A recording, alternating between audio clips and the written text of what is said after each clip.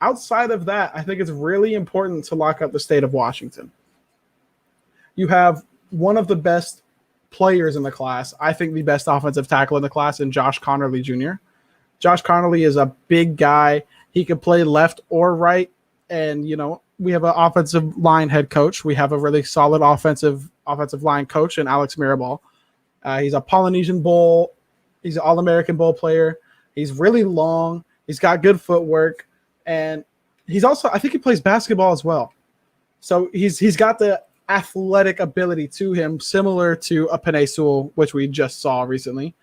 And it's with Washington producing back-to-back classes, like they have the 2021 class with JTT, Emeka Egbuka, Sam Howard, the 2022 class with Josh Conerly, Tobias Merriweather, Ryan Otten, Dave Luley. It's going to be really important to establish a strong foothold in that state, because you have Ohio State coming out there every year now. You have Oklahoma coming out here every year now. You have Alabama throwing offers out here every year now. They're maybe not pushing those guys super heavily, but they're throwing offers out on the West Coast outside of California now.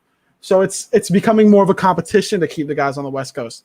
From 2018, 2019, 2020 classes, you see Oregon was able to get them top 10 classes just by, keeping guys out west, and snagging one or two guys east of the Mississippi, like you're snagging the defensive tackle Jason Jones from Alabama, or you're snagging Seven McGee from Rochester, New York. But with everyone coming over on this side now, it's not going to be as easy just to keep all the West Coast targets. You're going to have to go and take a couple more guys out east.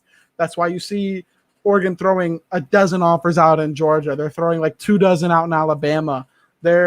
Oregon and Arizona State have been invading Florida for the past few years. They were throwing out offers. They were throwing out more offers. Now they're getting in the top 10s. Now they're getting in the top 5s.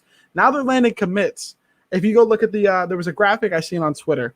It was the rosters and how they've changed over the past 5 years. You had Oregon all the way out west, Arizona State all the way out west. And over the past few years, it's been shifting east and east and east. And it's going into Florida. Florida, if you look then, it was like 1-2 players in Florida. And that would be like the Jordan Scotts, like a 3-star, got developed, then eventually started playing. But now it's that linebacker out of Miami. I can't think of his name. He's a recruit this year, 2022. You have Avante Williams out of the 2021 class. He would have went to Oregon if it wasn't for family issues going on. There's just so much pull from these brands. Like Herm Edwards himself is a brand. Oregon has the Nike brand. USC is USC. So these schools, if they want to keep recruiting well, you're going to have to go outside of your state. And you're going to have to do what Alabama does and throw out a couple hundred offers. I know I've seen some people talk about, well, does your offer really mean much if you're throwing out a ton of them? Well, does your class really mean much if it's ranked 30-something in the country? Like, if you got to throw out offers to land kids, you got to throw out offers to land kids. It's going to happen. There's so many kids, so many potential misses in the recruiting class, so many potential diamonds in the rough. You got to throw out offers, get guys interested, get them to your events like your Saturday Night Lives or your camp events that your team has.